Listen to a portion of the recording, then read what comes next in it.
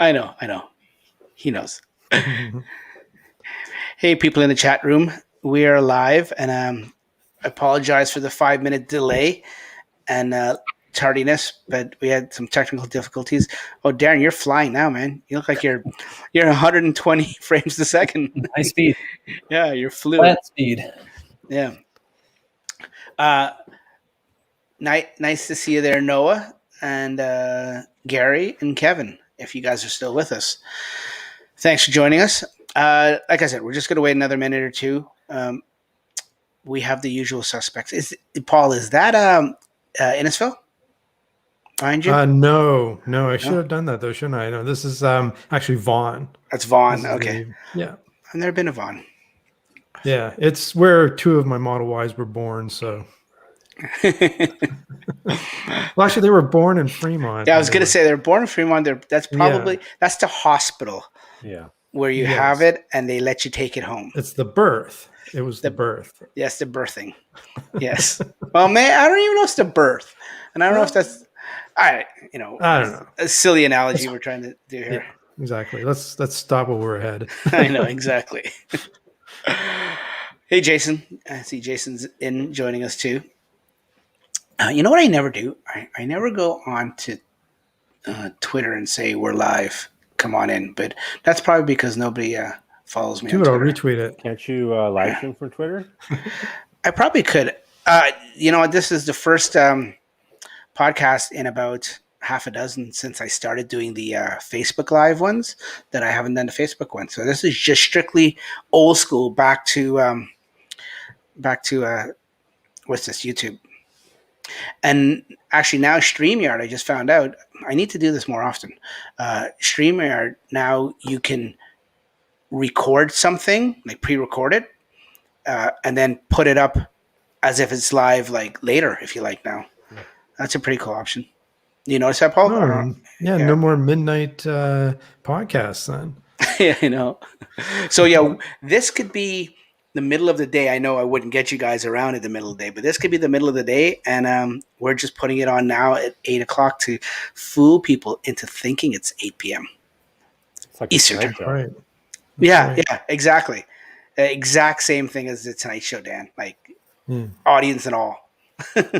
Oh, hold on. My wife is saying lunch is ready. One sec. You're giving it away. You're giving it away. Jason's like, someone say Twitter? Yeah, you're the king of Twitter, buddy. We know. Okay. We might as well start because we're already 8 minutes in. So let's start. What's that? Someone flushed a toilet in the background there? No, I'm kidding. I just heard a little noise there at the tail end just before I was about to start. Welcome to the Tesla Talks podcast, folks. Welcome back to another, this is turning into almost like a monthly thing. And it's supposed to be a weekly show, which has never been a weekly show. It's been probably weekly and then bi-weekly. We even, we flirted with that, but it's never been a full weekly show. It's just due to scheduling and stuff. So, you know what? If it happens to be a monthly show for the time being, so be it. We try to get on it when we can. I try to bring you one of these all-star guest lineups like we have tonight. But can't always. Everyone's got busy schedules and stuff like that, and I respect everyone's time. So I thank you guys from the bottom of my heart for being on the show tonight, and even the people that are watching at home, even if you're not watching live, but you're listening to the audio podcast, you're watching the YouTube video podcast part of it at a later date. I just appreciate you guys' time and tuning in and stuff like that. But the people in my panel are the people I really appreciate. We'll start at the top. Paul, Mr. Tesla Canuck, welcome to the show, and thanks for joining us, buddy. Hello. It's my pleasure. Thanks for having me. And I got to say that Dax is probably one of the nicest, if not the nicest, Tesla YouTuber out there. So I just wanted to give you a little shout out back, Daxon. So, thanks, Dax. Thanks, buddy. Such lies. No, I'm just kidding. Paul doesn't lie. Really a bastard, but I'll keep the persona going. Thanks, buddy. The check's in the mail. Excellent. Or do you want to just EMT this time? I'll take a Cybertruck. Say, okay, yeah, straight. Wait, what? We're going to talk about that in a little bit. But I know. when you said A little early on I'm that juicing segment. the audience. yeah, when you said Cybertruck, I was like, well, what's that again? But then I remembered. Yes. Welcome, Darren. Darren is from Drive Tesla Canada, the informative website. If anyone gets any of their Tesla news or EV news, it's That's from. where I get my Tesla news. That's all I don't know where what's I get going on if I don't, follow Darren. So go to DTC. Welcome, Darren. Thanks for joining us. Thanks, Dex. Thanks for having me. No problem. See, whenever I'm not going to give out your home address or anything, but whenever we do these podcasts, it's amazing when Darren comes on the show. Because all my guests have a wealth of knowledge, but Darren, because running the website, he has that extra wealth of knowledge that we really appreciate. But also, he's completely on the other side of the country for us. And there's time change and everything. So for him to come on the show with the time exchange and everything, I really appreciate it. Not that I don't appreciate you guys coming on. I know half of you guys, these other two to this side of me, are like within an hour drive of me, but still, I do appreciate it. Which leads us with, last but not least, Mr. Northern Tesla. Dan, thanks for coming on. Thanks for having me. It's good to be here. No problem. Dan is probably one of the hardest up and coming YouTubers, creators in the Tesla community right now. He's putting out content at least once or twice a week, which is commitment, and it shows. What's the word I'm looking for? Where you do it every day. What's the word? Help me out. Reliability. Reliability. Yeah. And I do once a week, so let's not twice a week, but once a week, and I try hard. Yeah. Well, that's good. That's good. Well, thanks, guys, for coming on the show. Before we get going on the show, we got a bunch of topics. Let you guys know that if you don't have a chance to listen to this in its full entirety, and you have to jump in and out and stuff, which is totally understandable, you can pick it up. It'll be on YouTube after that. But if you just want to get it in your car, or get it while you're doing a workout or doing something where you can just have headphones in your ear, just sort of like Paul does there, you can get it on the audio streams. Yeah, they're just like that. I'm not wearing earrings. No, they're not. They're definitely not. And even if you were, there's nothing wrong with that. That's okay. Yeah, that's okay. That's okay. You can get us on all the major audio podcast streaming systems that are out there: Apple, Google, Spotify. It's Have I missed any? too. Yeah. Yep. It's in the Tesla because it's you can get it from Spotify, and you can get it and tune in and all that kind of stuff. Yeah.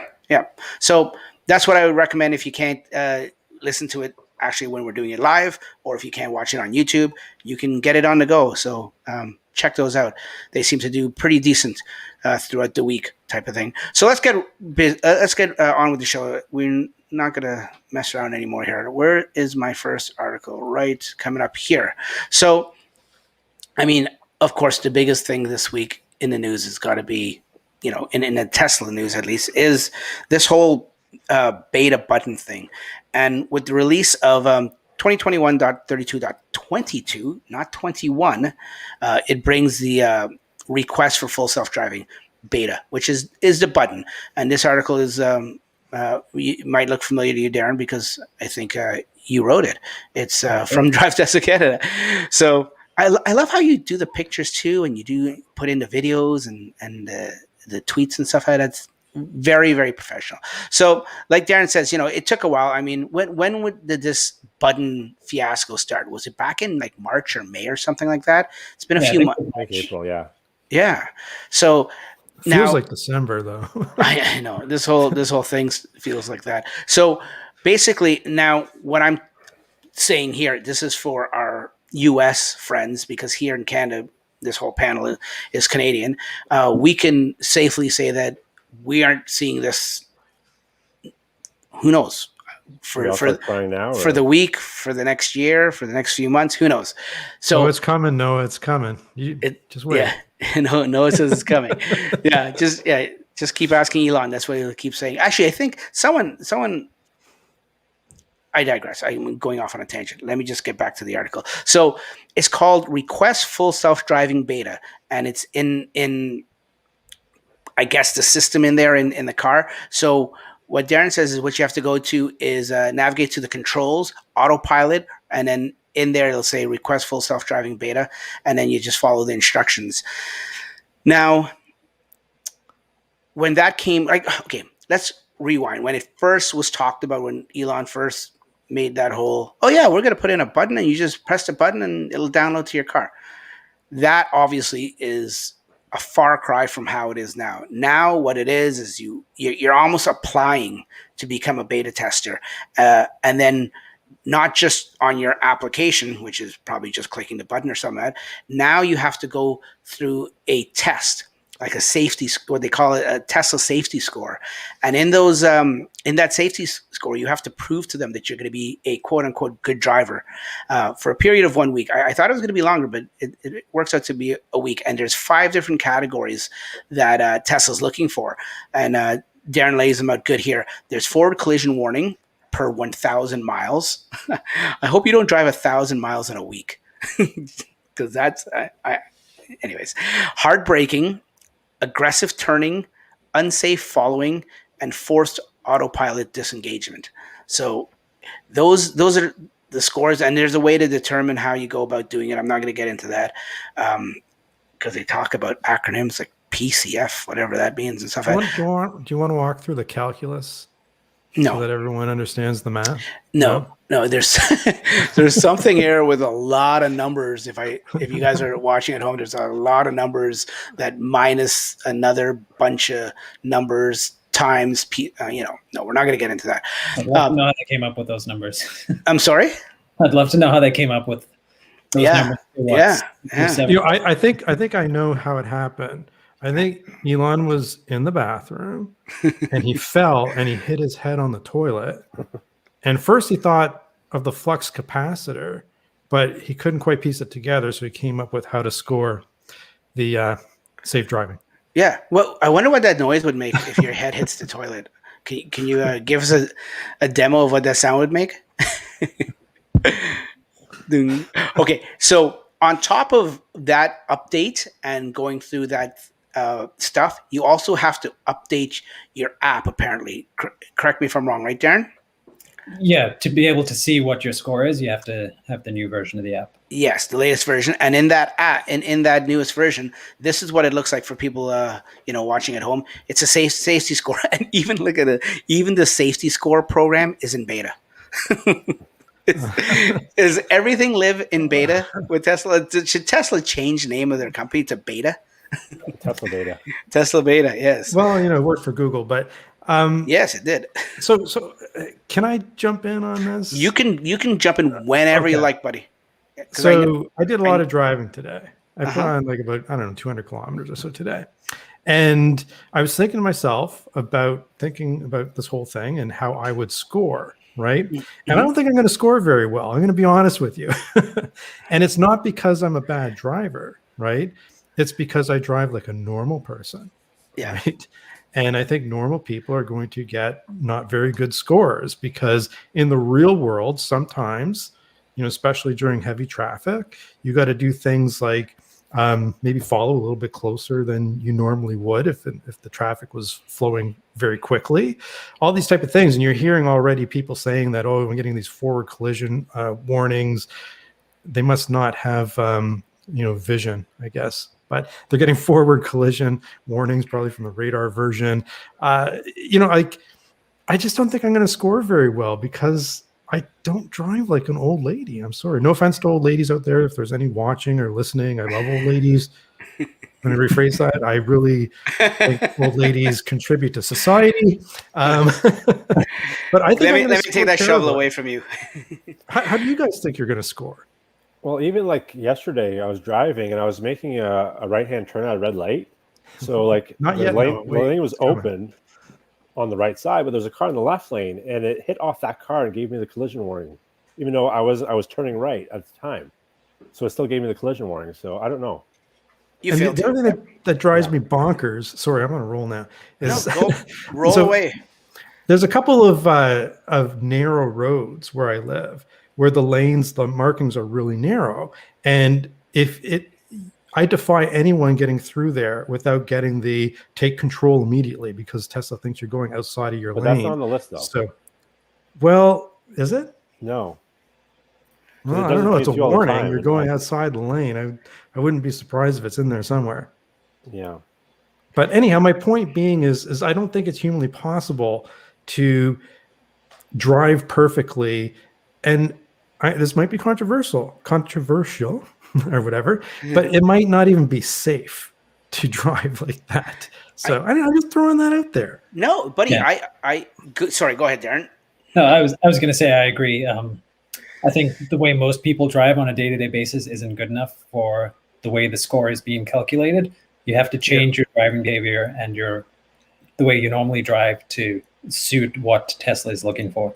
And you mentioned, Paul, about driving in heavy traffic. I've seen that from several people who have complained that driving in rush hour traffic or heavy downtown traffic on city streets just absolutely kills your score, which is kind of ironic because this is full self-driving for city streets.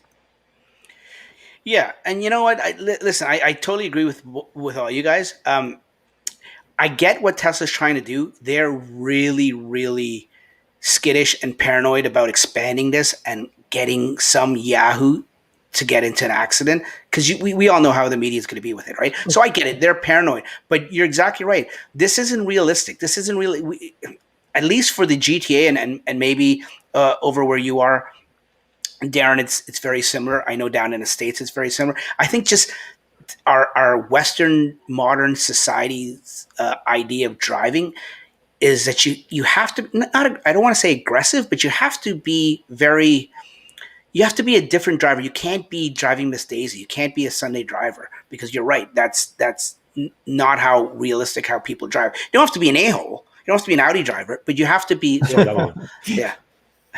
But you have to be like you have to be, maybe the word I'm looking for is you have to be defensive, and being defensive is not good with that algorithm, I think. So you mentioned about weeding out the Yahoos, right? Yeah. So some of the Yahoos are really smart and they're really clever, and they're going to drive like so nicely this week, right? And then next week, what happens? Right? They'll manipulate the system. Yeah. Yeah. So I'm not really sure how great of a system this actually is. And if you look outside of the US, right? Like right now it's very US centric, right? But can you imagine, have you guys ever been to India, right? Have you ever driven in New Delhi? Just last week. Yeah. Yeah. Okay. It's like, this is not going to work. Right? So yeah, you're right. And Noah brings up a good point in the chat room. He says the whole thing, the safety score, is that it isn't about how safe the driver you are. It's about the insurance telemetry. And that's a good point. Like, there was somebody a couple weeks ago or last week that asked me if Tesla insurance ever came, would I get it? I'm like, not a chance in hell. I mean, I agree with, Tesla, I guess, disrupting the insurance industry, and I get it. It's got to get better, but I don't want to have to, one day decide that I want to go a little spirited and press the accelerator and go a little fast, and then next month my insurance goes skyrocketing, right? Like, so it all goes back to that unrealism of them knowing everything you do. Yeah, right? Yeah. And people who bought FSD, here we go, Noah. Okay. People who bought FSD 4 years ago and maybe have bought it 4 times, like some idiot has bought it 4 times. Can you believe it? That's me, by the way. But no, don't pan in. But you said idiot. Sorry, so I thought that was my cue. So you said idiots, like I'm like full front and center idiot. Sorry, it's just the program taking over now. Yeah. And even if you buy it today, right? Unless something has changed. I mean, the disclaimer, at least 4 years ago, okay, the disclaimer was different. It really positioned it as full self-driving, right? That was coming to you very soon. And then they changed the disclaimer, I think it was sometime late 2019, to be a lot more nebulous about what FSD will actually give you, right? So, but my point being is, along this whole timeline, No one ever said, give me your $10,000 and then I'm going to do some math and tell you if you can have the product, right? So here's like, just so that Noah gets his money's worth, let's get started. I'm going to make a statement and I want you guys to prove me wrong. Okay. Convince me otherwise. Okay. Here's my statement. The entire thing with FSD, since its inception in 2017, the marketing of it, the rollout of it, all these type of things has been absolute, complete bullshit. Prove me wrong. I agree, but I have nothing more to say. I mean, if I could stand up, I'd stand up and give you a standing ovation. Okay, I thought it'd be a conversation. And I haven't. Oh, you thought there'd be a difference of opinion? Like no, I thought there'd be some conversation around it.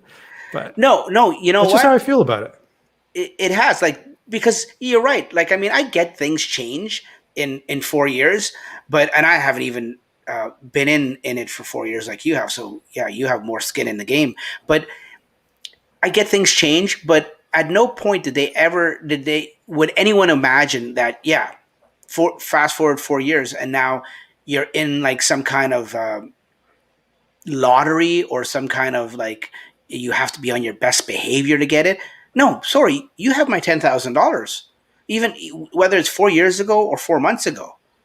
Like, and this is what's legitimately pissing people off. So I'll be devil's advocate here. Let's just say I get the reason why they're doing this safety thing is because obviously the media scrutiny is going to be there if anything happens.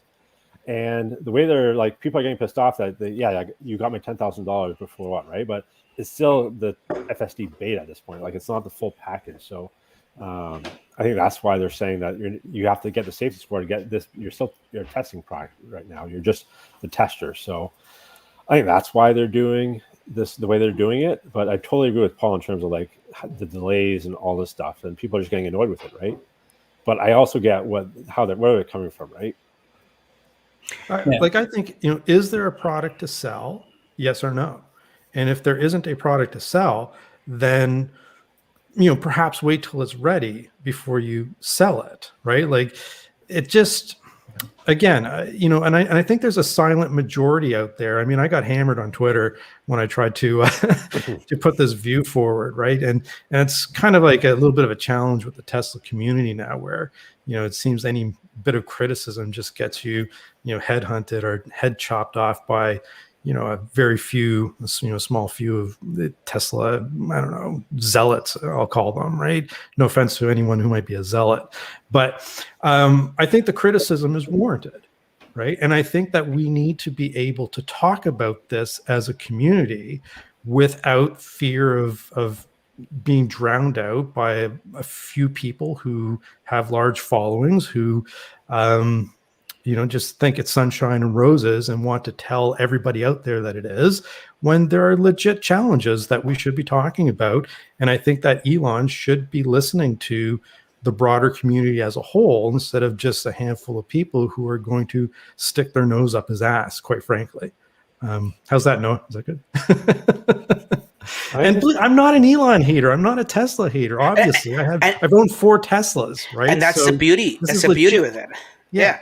And that goes to show that speaks volumes, Paul, that you've owned 4 Teslas. You believe in the company and everything. You're not a hater, but and the mission. But you're at the same time, you're allowed to have your own opinion and be critical of the company without fear of just idiots out there just like bullying you online type of thing.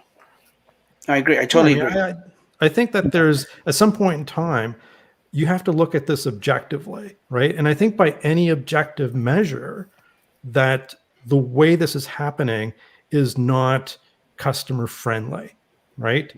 Like, for example, even with the score, I believe in safety. I think safety is a huge factor. But maybe it's like, okay, safe driver, and you can sort by multiple variables, right? So safe driver, and the next variable should be how long have you been waiting, right? Safe driver, how long have you been waiting? Yeah. And then maybe that's a more fair way to do it. Definitely right? with that. But I do think they do have a product right now, because I put out a video last couple of days ago about my commute with FSD and just navigating on autopilot. And a lot of the comments were, well, that's not FSD beta. Well, no, it's not FSD beta, but it's FSD in its current state. And for me, driving from in the GTA from point A to point B, which is 95% highway, it does it all. Like it's pretty much does whatever FSD beta does, just not on city streets, right? So they do have a product that's available, and like you kind of pay for it. The reason people bought the $10,000 because we were told it's going to go up in price. So I might as well get it now. You get a bit of few features now, and then hopefully it'll come soon, and you don't have to pay as much as you will when the whole thing comes out, right? I just agree with you that the rollout's kind of like iffy, but I do think it's maybe a faster way to the end, because like Waymo has been doing this for how many years by doing on their little test track and driving. Like they're just going to get way more data this way by having more cars out there and more beta testers. Just yeah, I agree with the rollout's not probably the best way in terms of customer service. Yeah, and like I know that Franklin Motherfranker, if he were here, would tell you that he reserved what was it, 4 Model Ys, he did that for Robo Taxi. Yeah. Right. So he really believed that this stuff was coming, that he would be able to have Robo Taxi, and that's not anywhere near term at all in our future. Right. So I just think that the whole thing could have been done better, but it is what it is. And I just wish there was a fairer way for FSD beta to be distributed. And then to have it in a way that Canada, Europe, Australia, UK, I mean, where it's not as, well, it's just unfair the way that they've done it, in my opinion. Yeah. And that's just how I feel about it. So I don't want to take over your whole show, Dax. And I was just going to say, just want to make sure Noah got his money's worth. If we're all Americans, we might already have it. We won't be complaining. But I guess we're behind the 8 ball as well. No, you know what? No, I don't agree, Dan. I don't think this last 5 or 10 minute conversation about FSD has anything. Let's not mix it up. It has nothing to do with the Canadian versus US thing. Like that's a whole separate issue. We're just talking about how the rollout is. If we were down in the States and we had American cars, we'd be equally pissed off whether we had a better chance of getting it tomorrow or not. It has nothing to do with Canada.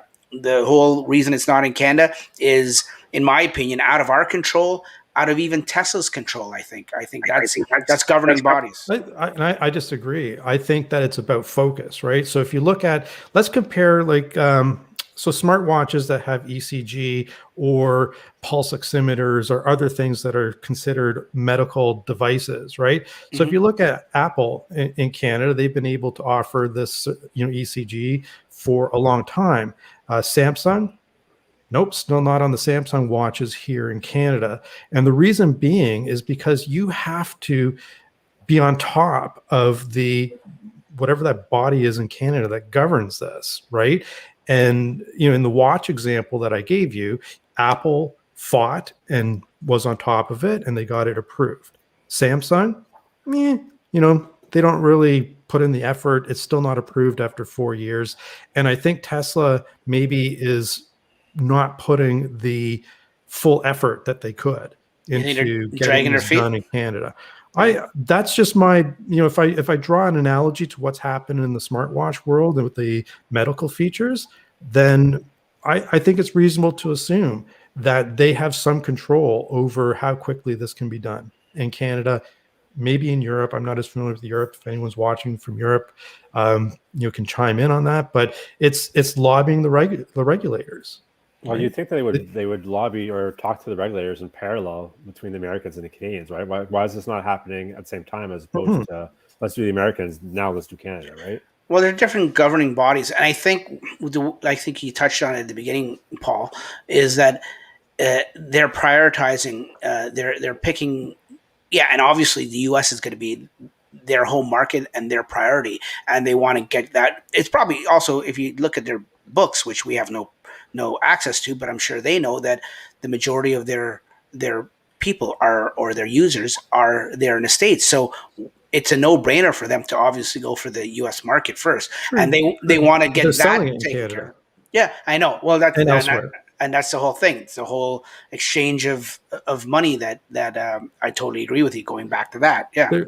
There are a lot of people who reached out to me privately after I made that tweet last week and said, and they were just telling me their story. Like they bought FSD in 2017. They've since traded in their car. They didn't get any value out of their purchase. So I know that there's people that feel this way, whether you're an American, a Canadian, if you're Australian, whatever, British, it doesn't matter. I think there's the silent majority that is a little bit peeved about how this whole thing has come about, right? Yeah. Right. I think people keep their cars, but sorry, go ahead. A lot of those feelings, I think, could have been, they wouldn't be as strong if you were able to transfer FSD from vehicle to vehicle. 100%. If I could have done that, I would be less, what's the word? I don't know. I would be spewing a little less hate. I don't know. Am I spewing hate? I don't think so. No, criticism. You're disappointed. Yeah, no, it's not hate at all. And I totally agree with Darren. And so many people have been calling for that. And yeah, Tesla stood their ground and said, nope. And I guess they figure that this whole subscription service is the answer to that.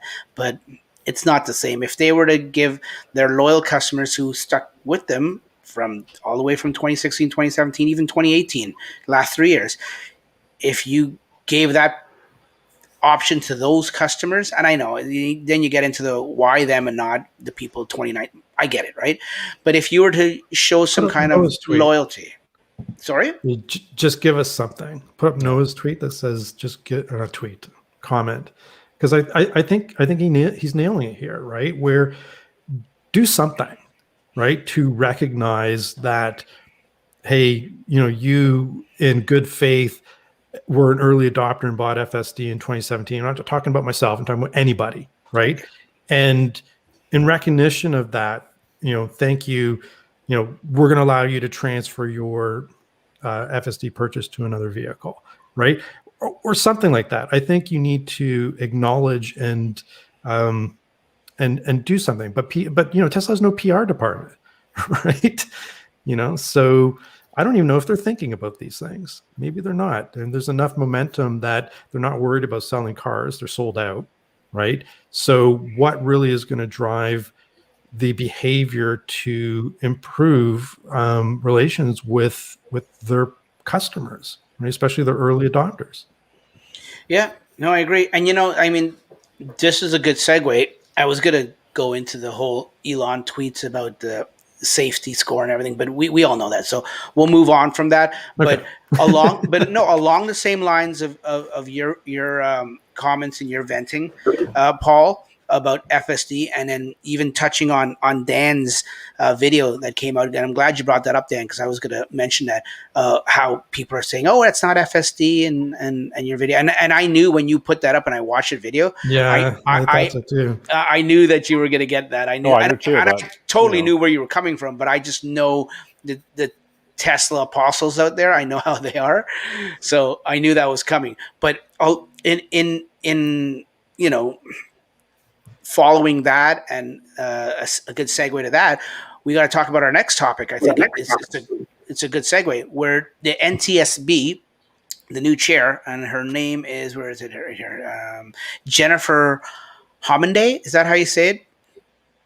Did I say it right? That's good enough. Okay, yeah. She's the new. I guess she's the new chair of the NTSB, and she had an interview with the Wall Street Journal, and she was pretty harsh. She was pretty critical about Tesla. And now I don't know if she's a Tesla hater or a Tesla shorter or anything. I mean, initially when you hear the story, you think, oh yeah, she doesn't like Tesla, and then you get a little defensive, and you're like, oh, why doesn't she like Tesla? And just a typical another person criticizing.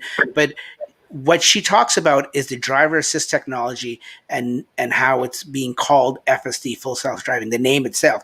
It says here in the article, it says, the criticism didn't stop there with Homendy calling them the use of the name misleading and irresponsible. She also added that it has led to drivers abusing the technology. So she's calling the technology, or the name for it, misleading and irresponsible. And you know what?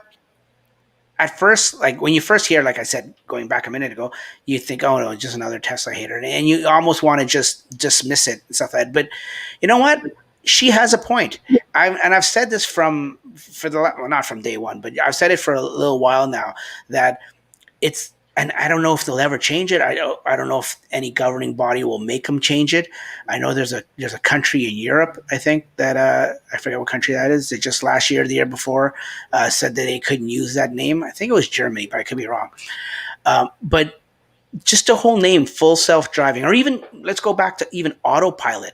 I mean, how many, you guys tell me, you guys at Tesla owners, how many times a week do you have to speak to your colleagues or your friends or family that when they bring up Tesla, they're like, oh yeah, your car drives itself, right? And then you have to correct them. No, it doesn't drive itself. And then you have to explain, but you have to explain to people why it's not autopilot, why it's not fully auto, or why it's not full self-driving.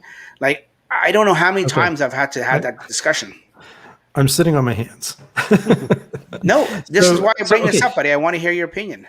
So no one does this better than Elon. Okay, he's a master at it. Where he comes up with something that is on the one hand so brilliant, right? So FSD, full self-driving, so brilliant, but so stupid at the same time, right?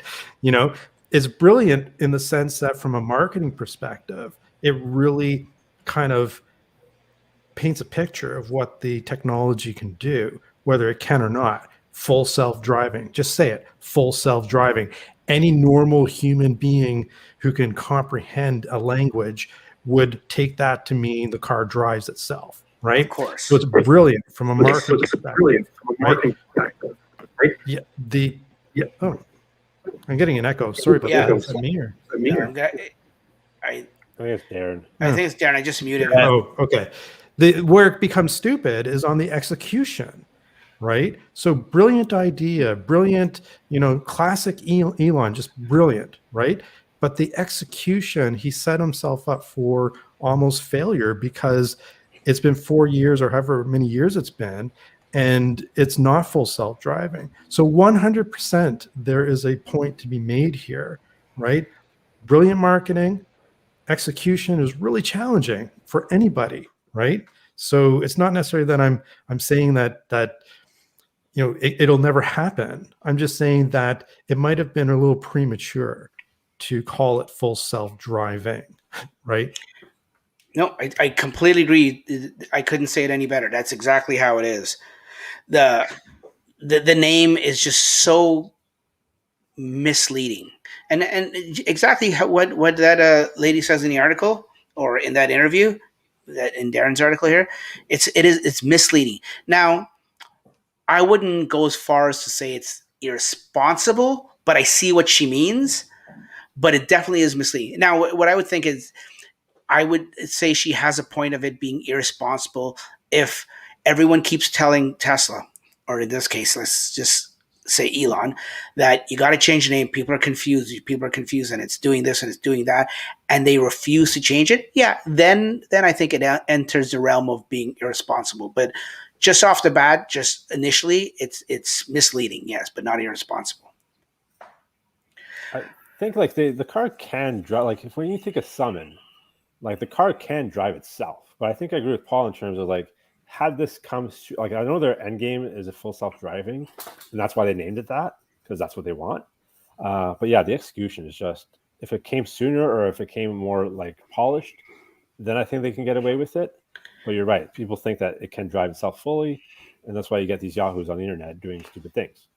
Yeah. But I think reasonably, right? Again, objectively and reasonably, if you went to 1,000 people in a survey and asked them, what does full self-driving mean, right? They would say that, well, it means I can, hop in the back seat and sleep from Toronto to Montreal, right? Which that's the vision that was painted, right? And logically, people will assume that that's what FSD means, and that's what I think that what her issue is with the terminology, right? So I definitely see the point. But again, like I said, it's so brilliant from a marketing perspective, right? And I'm sure other manufacturers are saying, I wish I came up with that. Same with autopilot, right? Because now you have ProPilot, you have Dream. Was it that Blue Lucid calls Cruise. theirs? Right, like Blue Cruise, which really doesn't really say anything. And But I'll be honest, it got me because like when I bought my car in late 2019, and there's lots of Teslas in my neighborhood. And I was intrigued by them, but what really hooked me was the full self driving because I have a long commute. So I'm like, hey, let's check this out, and that's how I got involved in Tesla. Really, I was just watching, and we can talk about this more a little bit later. But I was just watching a bunch of videos today about the Rivian, the R1T, and one of the videos showed them driving on the highway, and how it's very similar to autopilot. How it has lane keep assist and traffic aware cruise control, but even like the graphics and everything look very similar. So there's definitely some kind of influence, if not copying, dare I say, from Rivian. But I forget. Any of you guys know in the chat what the name of it was? It was something assist, but I remember I thought it had the word assistive or assistance or something like that. Which whenever they said it in a video, whoever the video was, I forget. When they said it, I thought to myself, now that's a better name than full self driving or autopilot. Whatever it was, it made me think. Now that's what they should have done. Driver Plus. No, I forget what it's called. Oh, Highway Assist. Yeah, I think Noah had it there. I think it was called Highway Assist or something like that. It may call like now. Kenneth is saying Driver Plus, so maybe you guys are right. Ooh, Driver Plus. But you know what I mean? Like anything like that, where even I know it sounds stupid, Paul, and I agree with you. Blue Cruise. I mean, I know what they're trying with the Blue Oval and Ford and everything like that, and Cruise. Even some like arbitrary name like that would be better than autopilot. You hear the word auto, and you know, or full self or full. It's not self-driving. Well, even self-driving, yes. But at the same time, like Chevy's getting in heat for their Super Cruise because people think when they think of Super Cruise, they think of regular cruise control, which is you let go of the wheel and you're good.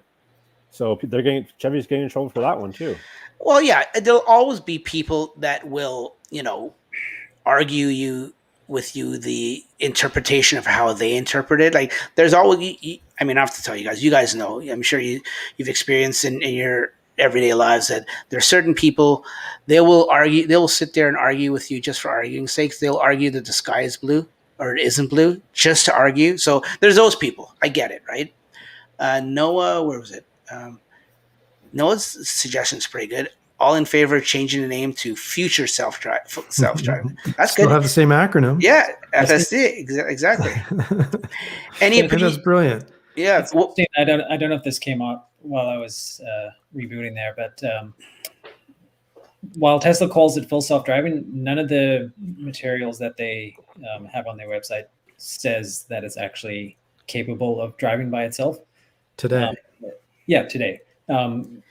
Whereas Ford, with their Blue Cruise, they actively market it as hands-free. Like they have images of people with their hands on their lap.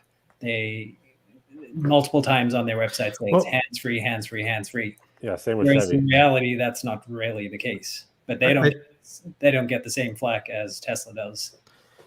I think they have to because Blue Cruise could be a salad dressing, right? So I think they went too far the other way, right? Where it's ambiguous. People don't know what it is, right? Yeah. So no wonder why they're showing people with steering wheel, no hands, because what is Blue Cruise? Well, I agree. You know what though? I'm excited Blue's Clues. That's what I think. Anyone had kids a few years ago. I'm excited. Like I was saying, I was excited for the future of cars, whether it's electric cars or full self-driving or whatever. I was away this weekend and I had a buddy of mine that he just got a new Hyundai, that big one, the Palisade, whatever it's called. I forget how you pronounce it, the big SUV.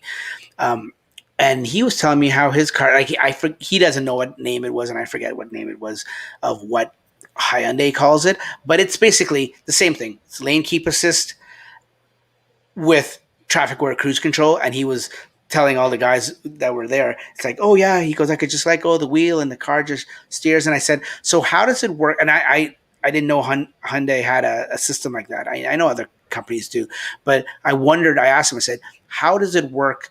Like when you come around a corner, like a sharp corner, not a turn, but a corner, does it still stay in the center or does it sort of ping pong? And he goes, no, it stays in the center. And I said, does it slow down? And he says, no. So it sounds like it's pretty good.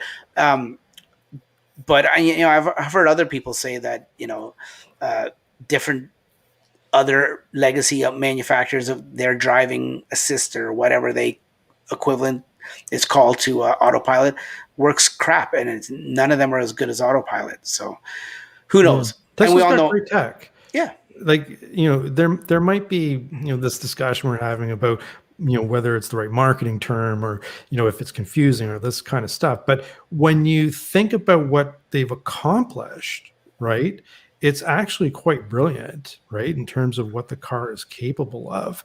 So I think the confusion, again, is back to the expectations that were set either directly or indirectly when full self-driving was first marketed, right? And it's hard to get past that, even if you change the words on the website about what full self-driving is.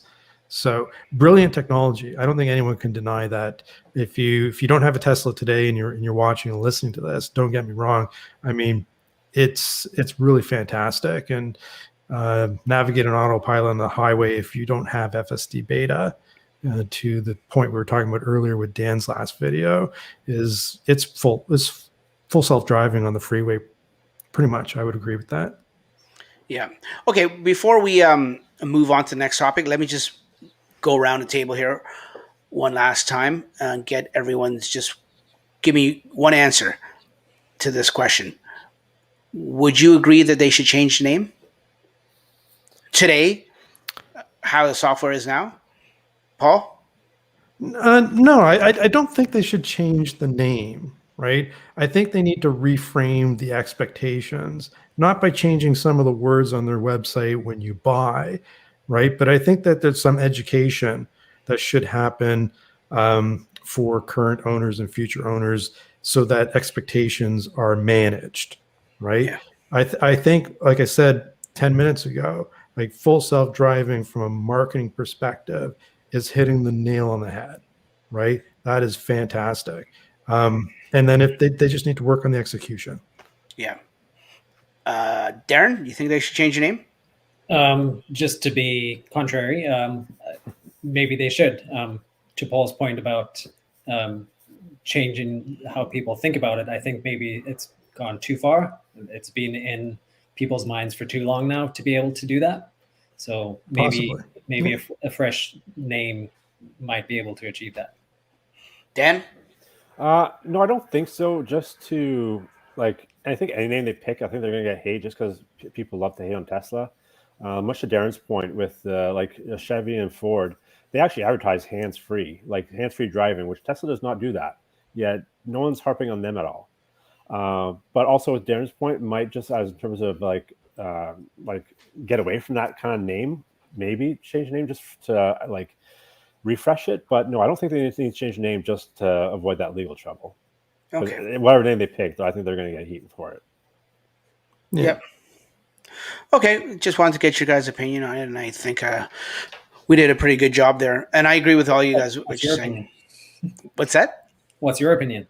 Oh, my opinion? Yeah, you know what? I think I agree with you, Darren. I think they probably should change the name temporarily. At least it'll show that they're listening to people and they understand. They're listening and they understand that it is confusing people. And when everything is done and over with and they get to level 4, level 5, and it actually truly is, then they can go back to the name and they can, and if they market it, and we know Tesla and Elon is brilliant at marketing, they could market it and say the return of FSD or the return of autopilot, call it 2.0, whatever. I think that would be a good opportunity, I guess. You know what could happen, right? And this historical precedent for this is, remember the trouble that Elon got in for the flamethrower. So then he called it not a flamethrower. So maybe they'll go not FSD. Brilliant play on that. Yeah. Oh yeah. Like I like that. that would be good. Paul, Yeah. tweet that out after the show. Tweet that out. Yeah. Yes. Okay, moving right along. Speaking of stuff that we're hoping for and stuff like that, I love that thing. the Cyberquad. Yeah. Now I know we didn't talk. People haven't been talking about it much since, and like Darren says in the article, it's almost 2 years ago that we first saw it. But I didn't think it went away. I didn't think that they weren't going to do it. Now, do I think they're going to do it when they release the truck itself? Probably not. It'll be an accessory. I think it'll come after the fact. But if Tesla says they're going to do it, they're going to do it. Are they going to do it on time or any kind of timely fashion?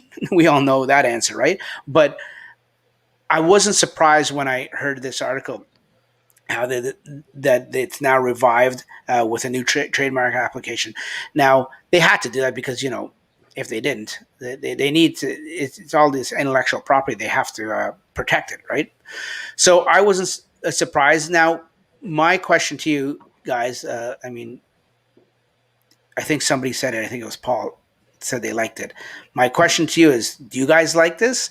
And B, the second part of the question is, how much do you think it's going to be? Let's go in reverse this time. We'll start with Dan. I don't know. Obviously it's really cool looking. I'm not an ATV guy. I don't know how much ATVs sell for. Neither am I, but I still want to get one. Maybe, I don't know, 16,000. Is that right? Or I have no idea, buddy. My curiosity is what's the range going to be like in terms of where they're going to fit the batteries? Yeah.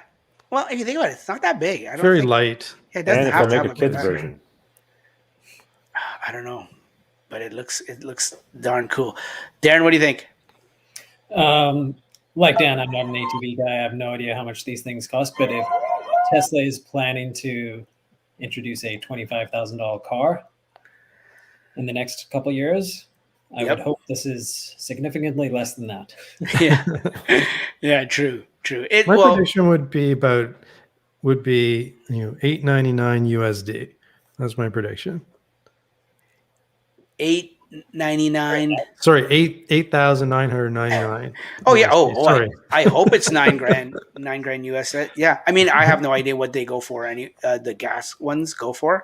So you're right. I don't have a clue, but you can always tack on the EV tax, because when I say the tax, it's just everything that's EV is going to be more because of the battery. And then you tack on the Tesla tax, which because it's Tesla, you pay a little bit more. So, I mean, yeah, I guess if these things, and maybe someone in the chat can educate us, because it doesn't sound like any of us know. If anyone in chat knows what they go for, but for example, for argument's sake, let's say they go for 5, then yeah, I can see it being 8 to 9 with those increases I just mentioned. Yeah, I haven't bought an ATV before, but it's a little bit similar. Where just before COVID, we were looking at buying the jet skis or whatever they're called, right? Yeah. And I thought it was funny because I was saying to my wife, let's go buy a couple of them, right? Because I thought they were maybe $4,000 or $5,000 each, and it's like, any one that you would want to buy was $12,000. This is Canadian dollars. So don't underestimate how much this thing will cost. Oh, I don't. Yeah. I don't think it's 5,000. Let's just say that. No. I think it'd probably be in the 10. Yeah. Yeah. Okay. Well, and I agree with you. I think it probably is, which puts it out of my price range. But you know what? I'd still love to buy one, and I hope we get access to anyone that is buying a Cybertruck has access to it first and maybe even exclusively, because I would hate for just anyone to just buy one, even if they don't have a Cybertruck, and get it before like people that have signed up for a Cybertruck. I think we should get first dibs of it. And you know what? You buy it, and you never know. You could use it for a season or two and turn around and sell it and maybe make some money. Not make some money, but maybe not lose too much. Who knows?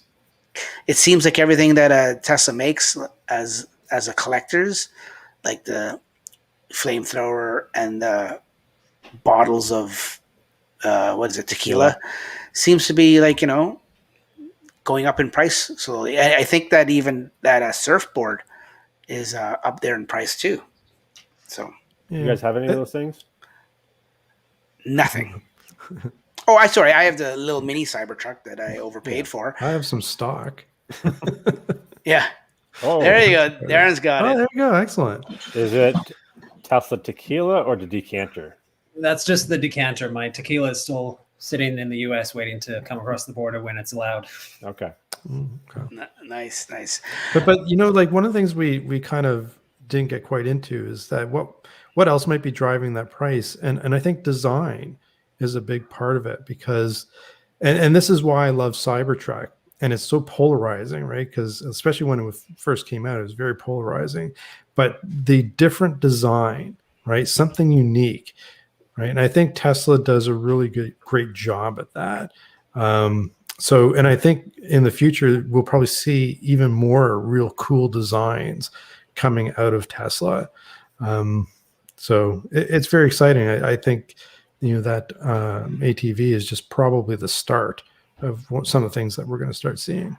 That would be cool in terms of if they keep the cyber name and have a cyber version of a car, right? Yeah, something like really like futuristic, like Yeah. you know, throw out all the old ideas about car design and just build something different. And I think that's what they've done with the Cybertruck. Oh, I can't wait, man. And like I said, after watching these videos for Rivian today, I actually you guys in some of the offline group chats that we have, you saw that I actually went to the Rivian website and I priced it out here in Canada. And, you know, it's like, it's anywhere from 90 to about 105 Canadian. So it's out of my price range, but I thought, you know what? I just did a lot of camping this year with my Tacoma, pulling our trailer around all over Ontario. And I just can't, I will eventually, I have all the receipts and everything. I will eventually add up how much I paid in gas. But even halfway through the summer, I turned to my wife and I'm like, you know what? This damn Cybertruck can't come soon enough when I'm paying $90 and $95 for a fill up and I'm towing something and it's only getting me like 250 to 300 kilometers on a tank. And it's just driving me nuts. And of course, my wife hates it. So she's like, nope, it can take its sweet ass time to come. Right.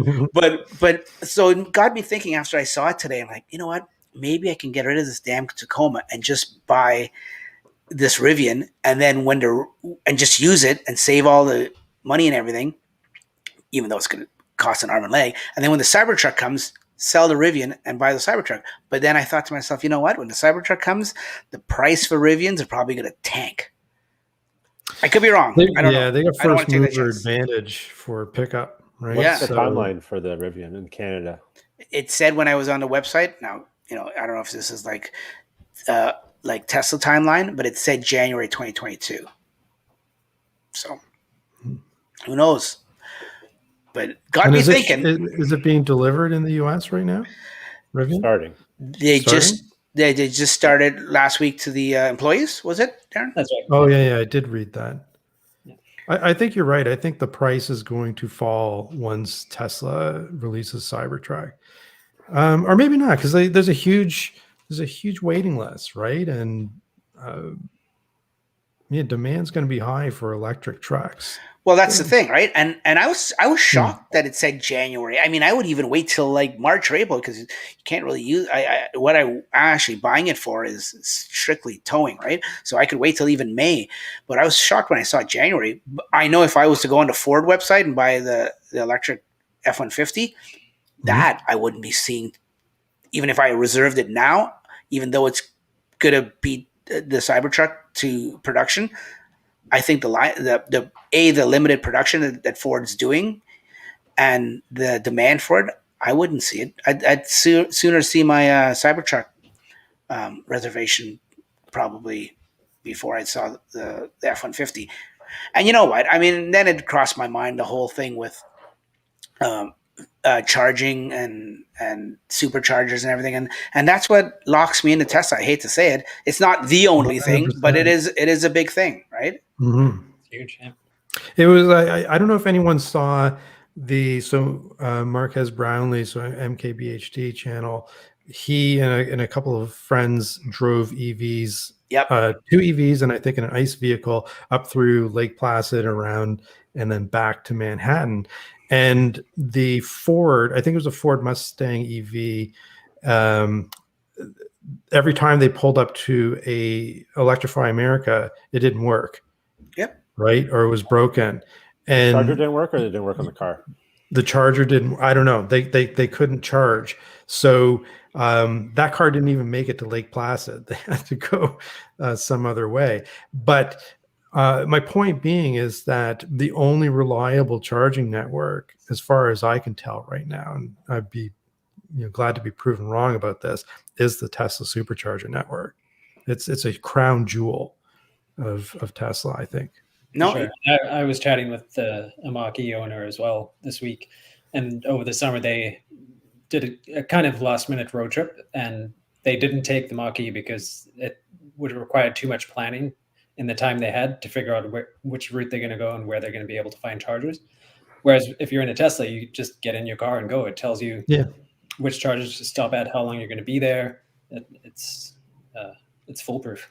Yeah. But it makes you wonder, like, how can you operate a service that these, and this has happened to me before, like myself, like back when I first got my Model X in 2017 in Canada, there weren't very many supercharging stations. There were 2. There were one in Toronto, one in Barrie.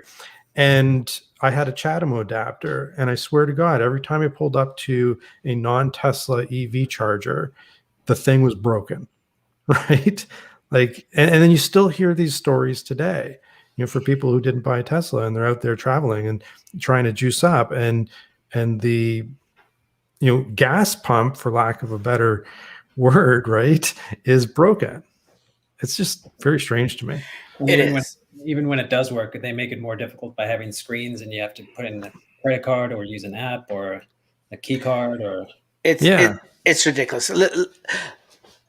I first saw that earlier in the summer when Kyle from Out of Spec Motoring, he went around with the Porsche Taycan and he found all these Electrify America spots broken and stuff like that. Anyways, getting back to Paul's point about Marquez doing that video. Marquez stole my video idea. That's all I'm going to say. He steals all my ideas too. I've got something coming. I'm still going to do it. Screw Marquez. I'm still going to do it. My lawyers are speaking to his lawyers anyways. But I'm going to do a very similar video comparing that because I've been thinking about doing it, and Franklin won't get off his lazy ass to help me do it. That's all I have to say about that. He's not even here to defend himself. I know. That's what I could say. Does he still own a Tesla? No. No, he doesn't. But you know what? I was going to save, and we're running out of time, but we'll see if we can do it. You know how we do the stories at the end. But I was going to save this till the end, but this is a perfect opportunity to talk about exactly what Darren was saying and you guys were saying about you go to these other public chargers, let me just call it, or non-Tesla superchargers, and they're so cumbersome. My story is, I was away for the weekend, and my wife decided to take the kids from our place to Collingwood, Blue Mountain, just for a day trip. She took the Tesla. She told me she was thinking of doing it the night before, and she wasn't committed to it. So I just let the car charge to 80 like it normally does. But if she had told me she was going, I would have put it to 90, maybe even 100. Not to say that she couldn't make it there and back, but just so it wouldn't give her any issues or no anxiety or anything like that. So I didn't know if she was going 100%. Next thing you know, I look at my phone. I get a text from her that she's on her way up at like 9:30 in the morning. And I'm like, oh, I should have charged your car more for you. Anyways, this is where she has to, because she's going to become the full owner of that car, hopefully in another year and a half, 2 years. So she needs to, wrap her head around this kind of stuff. She's going to be driving and making these trips and impromptu things. So she drove up there, and then I was looking at what she got there with, and she had to do a few other things to go around here and there, other places. And at one point, she was at a Walmart in Collingwood, which is, I looked at Google Maps, it was 4 minutes away from the Collingwood supercharger. And I was trying to get her on the phone. I'm like, you know what? If you got time, go over to the Collingwood supercharger, plug it in for just 5 minutes. And then in that 5 minutes, you'll have more than enough, and then there'll be no anxiety, right? Long story short, I couldn't get hold of her. So she did what she had to do. And then I called when I did get hold of her. I said, you know what? How much do you have to get back? And she told me, and I said, okay, well, she goes, am I going to make it? I said, well, put in the destination of home and see what the car tells you. And the car said she was going to get back with 11%. So I'm like, okay, well, even if you cut that in half, still coming home with what I call quote unquote fumes, but better than nothing. It just so happens that when she called me and she was leaving Blue Mountain itself. And Blue Mountain, if anyone knows, has public charge point chargers there. So part of me said, you know what? Let her go to the charge point and charge up there for a little bit. And then I thought to myself, for me to explain to her over the phone how to go about I might as well tell her how to do open heart surgery, and it has nothing to do with her. It's just, you try to tell anyone how to go about navigating payment or swiping your fob or using your phone to unlock the charger and stuff like that. That's never done it before. You get someone that's never done it before. It's like impossible. So I'm like, you know what? Screw that. Like, I mean, I just couldn't be bothered. And I knew she'd get frustrated with the kids in the car and everything. And so I said, you know what? Just chance it. I'd rather you chance it and get stranded than try to explain to you ChargePoint. And ChargePoint's one of the more simpler ones too. So long story short, she made it home with I think 8%. So no harm, no foul. But to your point, guys, if it was a supercharger, I know she could back up, press the button, plug it in, nothing. Automatic handshake, reliable, no problem. But for me to have to explain to her, well, it's a charge point, so you have to look for the charge point app. You have to download it. You have to sign into not a credit card. Yeah, it's just so cumbersome. And until these companies wrap their head around that and make it easier, then I hate to say it, the adoption for other manufacturers for EVs to do long road trips is going to be hard for them. Yeah. And that also kind of go ahead. So unless Tesla starts sharing their supercharger network. I was just going to say the same thing. We get into that now, or we have time? Yeah. I don't know if we have time to get into that. No, we could touch on it a little bit. Yeah, I mean, we don't have to dwell on it too much, but we can talk about that definitely. Yeah. So that'll either improve the network, because I hear they're doubling what they usually do in a year because of this, which would be great. But I also don't want to, if there's going to be all these other EVs, I don't want to sit at a Tesla supercharger and wait because it's full, Yeah, I just don't know if it'll be full. Well, not so much here, but other places, like in the States, more so like California, right? Like they're already full to begin with. Oh yeah, right now. Oh yeah, they'd have to double or triple what they're doing in California. And I mean, they'd already have to put more in California, hands down, without them even expanding to other manufacturers. But yeah, especially if they do places like that, for sure. Mm-hmm. Do I see that in Toronto? No. I mean, Paul just told us about 4 new ones in Innisfil. Yeah, Innisfil is a small town, just probably half hour, 40 minutes north of Toronto area, and there's already 2 separate locations in another town, city, just probably 5-10 minutes away from there, called Barrie, Ontario, and they've got 2 sets. So I really scratched my head. I remember talking to you about that, Paul. Like, why did they put them there? Well, that's a really good question. I don't know, but I do know that the ones that are so close to that new service center in Barrie are highly unreliable. The ones that are in Park Place in Barrie, I don't know if anyone's watching that's familiar with that supercharger location, but it's the slowest. It was the second supercharger location in Canada after Lawrence in Toronto, right? Oh, okay. So it's maybe it's seen better days. I don't know, but I would expect that these 4 that are going in are probably going to be what are they, like 250 or V3s? Yeah, V3s, right? Kilowatt. So maybe because the ones that are just up the street are you're lucky to get 72 kilowatt if you're lucky, from those particular ones, but who knows, right?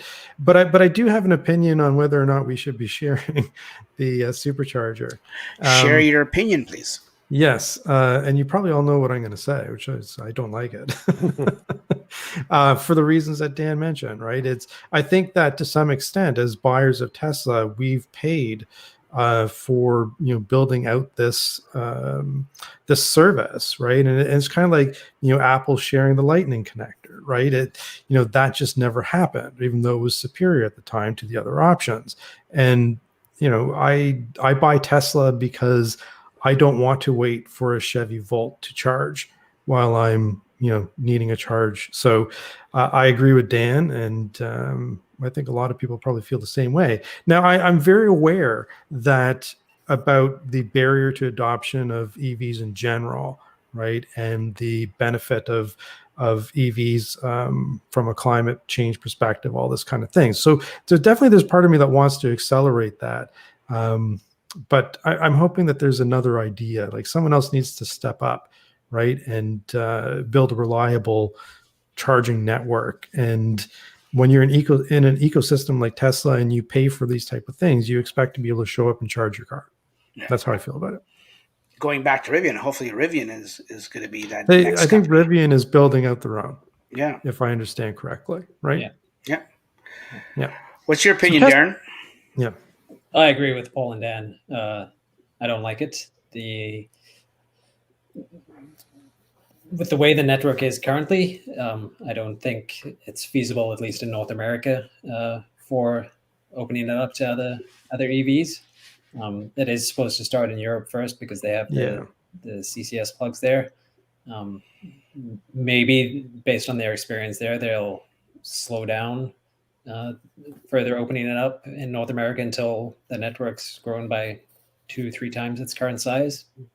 Yeah. Maybe that'll happen. You have to wonder, though, how much money will they make off opening the supercharger versus how much money they'd make off selling cars, because people know that Tesla has a supercharger network, so they're going to buy a Tesla vehicle because of that and not someone else's, right? So they're kind of trading off money, like sources of income. Yeah, that's exactly it, right? If you can go to the reliable Tesla charger with your Chevy, then maybe you won't consider buying a Tesla. No, true. Yeah, I see what you mean. But it also could be in the U.S. in particular, and I hate when this happens because it stifles innovation, right? So Tesla saw this as an opportunity to build out the charging network because they knew you had to build, the cart before the horse in a way, right? And because the other manufacturers didn't see this and weren't on top of it, now Tesla is potentially penalized from the regulators who might be hearing antitrust from Tesla's competitors, right? Because it's a closed ecosystem. Yeah. And I hate when that happens. I hate it too. That's crap. I agree. That's crap. Yeah. I think they're getting penalized because of their foresight. I mean, and you know what? You can't even call it now that the other manufacturers didn't see it because it's been around so long. They've seen that this model works. Like you said, Paul, the cart before the horse. So there's a lot of manufacturers that haven't started up their EV program, or if they have started up, it's in infancy, that they could easily start building it out now and take a page out of Tesla's book. But nope, they're just going to be too lazy. They're just going to rely on like all these other manufacturers, other than Rivian and other than Volkswagen, even though they were forced to do it. They're just going to rely on the public charging things. That's exactly it. They saw it happening and they chose not to do anything. Exactly. Even Ford, who just yesterday announced like $11 billion to build battery factories and EV factories, they aren't building their own network. They're still relying on third-party providers. Yep. I agree with you guys. Let's just touch on this topic quickly because I sort of promised some people that we were going to talk about it, and then we'll wrap up with stories if you guys have any, and then just wrap up the show. Basically, just the Cybertruck. The design, it was just recently spotted what it looks like, possibly Fremont, somewhere in California at least. They didn't really disclose where it was. There was some user on the Cybertruck Owners Club that posted this video on Sunday. And if anyone's looking at home, you can see the video. I don't know if you'll get the sound, but it's just the Cybertruck. It's like a 5-second TikTok video of it going by. And then it just loops over and over. And then there's another video down here where you see it up closer. And Darren's article basically is wondering, is it the new design or the original prototype design? But if you scroll down to the video down here where it's closer up, you can actually see it coming in and out.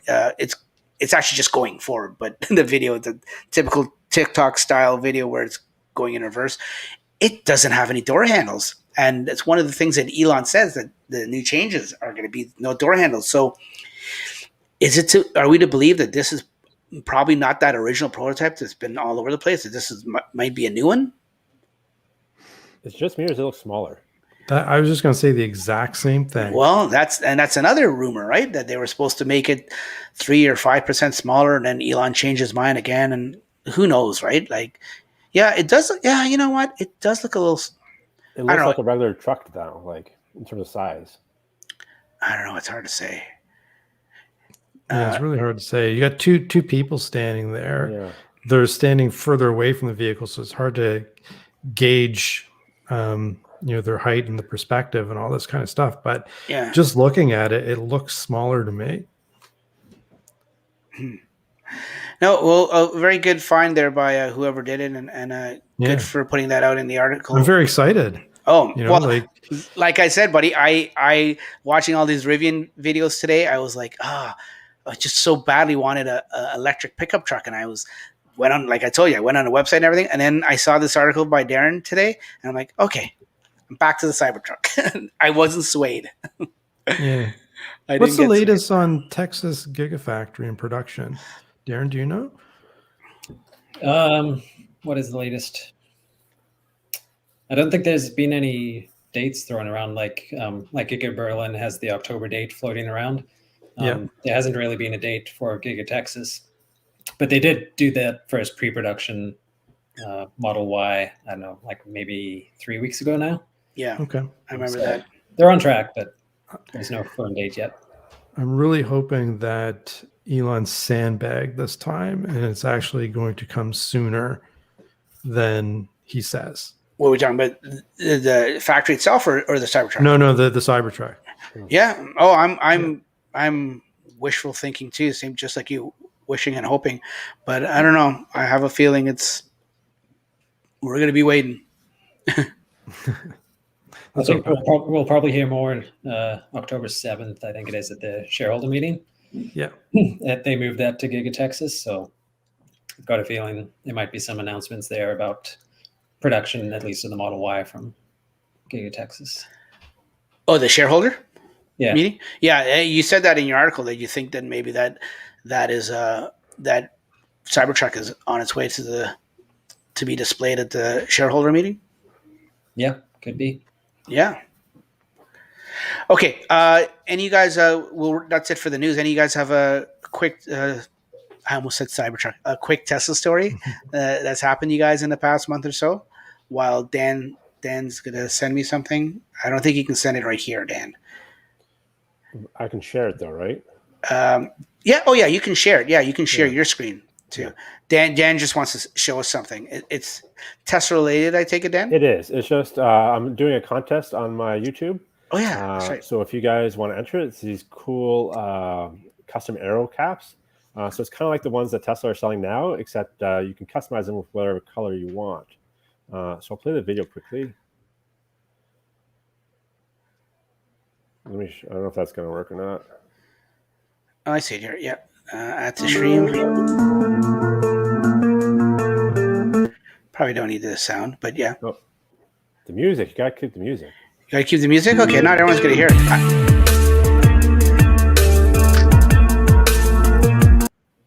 So if you want a set of those, I'm doing the contest until October 3rd.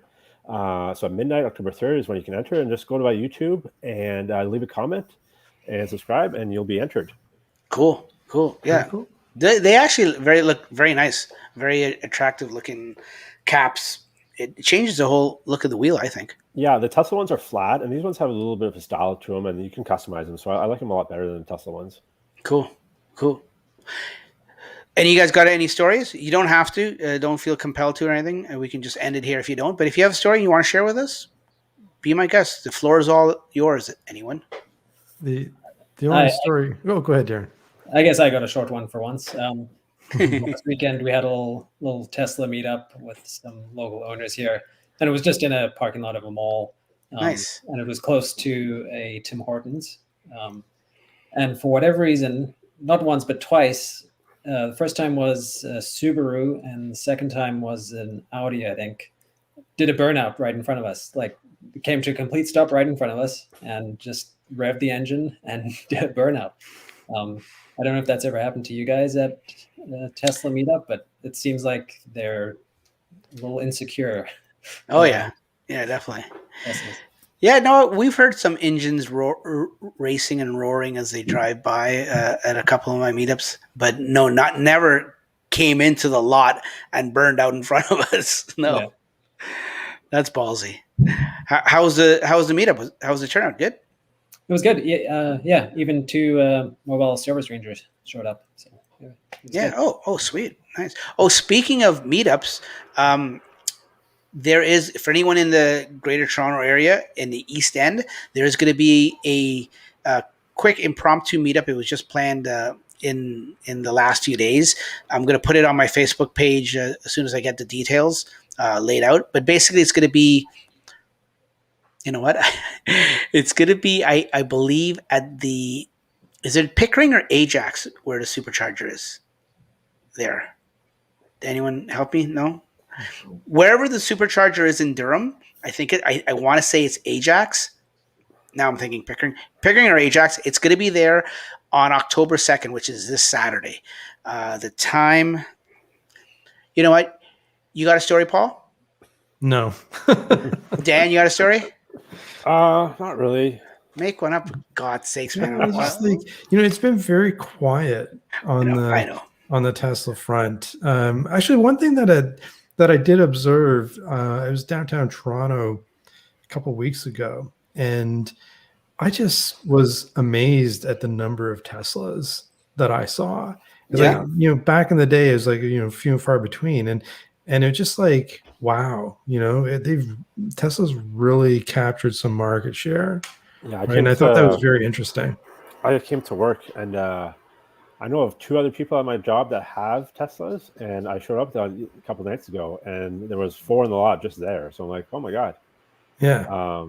So one thing, if we're going to talk about stories, is the Tesla Wave. If we can please get that back going, because I remember when I first got my Tesla, I did the old Wave, and people wave back. Yes. Now, not Let's so much. wave, So people. let's do a public service announcement. Please wave when you see another Tesla driver. Yeah. I wave all the time, and I would say that back in the day everybody waved. Now it's maybe, I don't know, half. Yeah. I don't know. What do you think, Dan? I'd say Half? less than half. Here. Less than half? Yeah. It's definitely changed, right? Mhm. So if you're watching this, wave. Wave. Wave, yes. It is. I don't get why people. I don't know. You know what I think? I think just some people don't know about it. No, They don't- because I think Maybe. there's a lot more. there's so many people buying new Teslas now. That's exactly what I was going to say. Yeah, there is so many new people to it, right? I think I have it here. Let me see if I can throw it here. Okay. We'll just end off with this public service message, and then we can go. So, okay, can you guys see that on your screen there? Yeah. So it is Saturday, October 2nd at 2 p.m. to 4 p.m. And I was right and I was wrong. It said the Pickering Tesla Supercharger just off Brock Road there. So anyone in the GTA wants to go to a meetup, I won't be there. But that's even a better reason for you guys to go because I'm not going to be there. Saturday, October 2nd, 2 to 4. It'll probably go longer than 4, but 2 o'clock's when it starts at the Supercharger in Pickering. That's 1899 Brock Road in Pickering, Ontario. Be there, and there's going to be refreshments and different things there. Well, Franklin's going to be ice cream nearby. And sushi. and sushi. Well, folks, thanks very much for helping me out with the podcast tonight. We're a usual 1 hour and 24 minutes in. Where can people find? Let me start with Dan. Where can people find you, Dan? Northern Tesla on Twitter. And Northern Tesla, I just started Instagram. I'm not on there too often. I'm trying to get there. And obviously Northern Tesla on YouTube. Yeah, perfect. And Darren, where can people find you? I mean, it says right in your thing. That's it. Yeah. Yep. Informative website. And Paul? Yeah, youtube.com/Tesla Canuck, twitter.com/Tesla Canuck. Perfect. Thanks, guys. I appreciate it. Like I said, people listening and watching, thanks for participating to the people in the chat tonight. I appreciate your input and your participation. We can't, it'd be pretty boring just talking, the four of us amongst ourselves. So I'm happy. I'm glad we have some good interaction and good debate. And, it makes for an interesting and good show. Yeah, it got feisty there for a while. Yeah. But in a good Canadian way. Yeah, exactly. Sorry. A lot of stories. Sorry, nobody died. Thanks for coming out, guys. We'll catch you on the next one. Take care. Bye-bye. Cheers.